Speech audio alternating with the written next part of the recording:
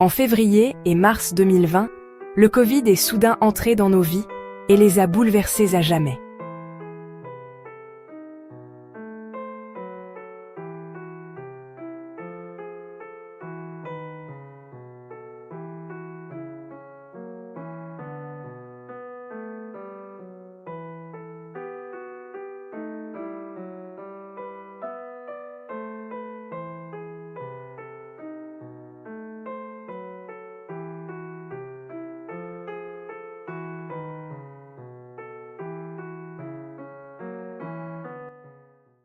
Puis, peu à peu, une forme de normalité est revenue.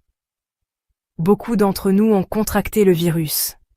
Certains ont perdu l'odorat ou le goût pendant des semaines ou des mois, comme si le monde avait soudain perdu ses couleurs. Pour la majorité, ces sens sont revenus avec le temps.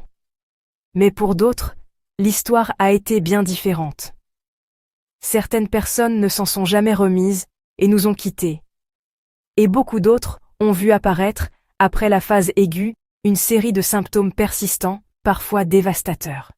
C'est là qu'un nouveau chapitre a commencé. Celui du Covid long. Alors, qu'est-ce que ce syndrome post-Covid et comment se manifeste-t-il exactement?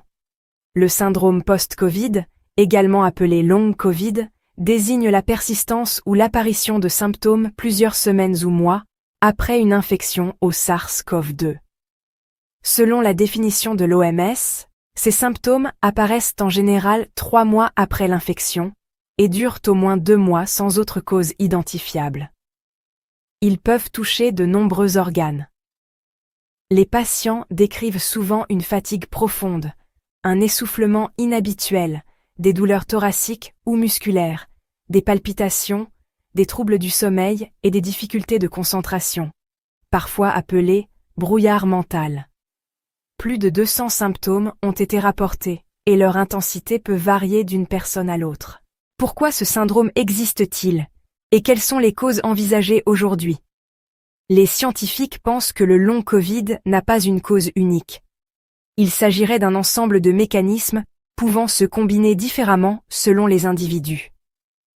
Certains travaux montrent une persistance d'une inflammation légère, mais prolongée après l'infection. D'autres études suggèrent que des fragments viraux pourraient rester dans certains tissus et continuer à stimuler le système immunitaire. On observe également, chez certains patients, des signes d'auto-inflammation ou d'auto-anticorps, ce qui pourrait perturber le fonctionnement de différents organes. Une autre piste importante concerne les troubles de la circulation sanguine, microcaillots, dysfonctionnement de l'endothélium et problèmes de microvascularisation. Enfin, des études d'imagerie montrent des modifications de la perfusion cérébrale et des signes de dysautonomie qui expliqueraient des symptômes comme la tachycardie, les vertiges ou les troubles cognitifs. Comment établit-on le diagnostic? Et existe-t-il un test qui confirme le long Covid? À l'heure actuelle, il n'existe pas de test biologique unique permettant de diagnostiquer le syndrome post-Covid. Le diagnostic est essentiellement clinique. Le médecin interroge le patient, analyse l'évolution des symptômes dans le temps et s'assure qu'aucune autre maladie n'explique mieux les troubles. Selon les plaintes du patient, on peut réaliser des examens complémentaires ciblés. Bilan respiratoire, examen cardiaque, analyse sanguine, imagerie ou évaluation neurologique. Le diagnostic repose donc sur l'ensemble des éléments et sur l'exclusion d'autres causes possibles. Quels traitements sont proposés et que peut-on réellement faire pour améliorer les symptômes? Il n'existe pas encore de traitement universel pour le long Covid. La stratégie recommandée est un accompagnement personnalisé, souvent multidisciplinaire, qui s'adapte au profil de chaque patient. Dans de nombreux cas, la rééducation physique progressive, la réadaptation respiratoire et les programmes intégrés de soins apportent un bénéfice, à condition d'être ajustés au rythme de la personne. Pour les patients présentant un malaise post-effort, les exercices intensifs sont à éviter, car ils peuvent aggraver l'état général. La gestion de l'énergie, appelée pacing, est alors essentielle. Pour les troubles cognitifs et émotionnels, certaines approches comme la thérapie cognitivo-comportementale ou la réhabilitation cognitive montrent des améliorations dans plusieurs études. À l'heure actuelle, aucun médicament n'a démontré une efficacité claire et constante. Plusieurs traitements sont en cours d'évaluation, mais les résultats restent variables. On traite donc les symptômes un par un: rééducation respiratoire pour l'essoufflement, traitement des troubles du sommeil, prise en charge de la douleur, soutien psychologique et stratégie cognitive pour le brouillard mental.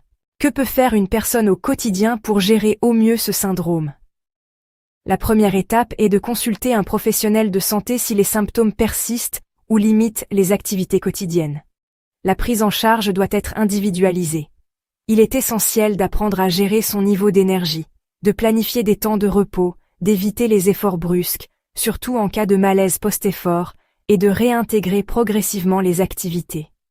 Beaucoup de patients bénéficient également d'un accompagnement psychologique, surtout lorsque la maladie affecte la vie sociale ou professionnelle. Même si l'évolution est variable, beaucoup de personnes constatent une amélioration progressive avec le temps et un soutien adapté.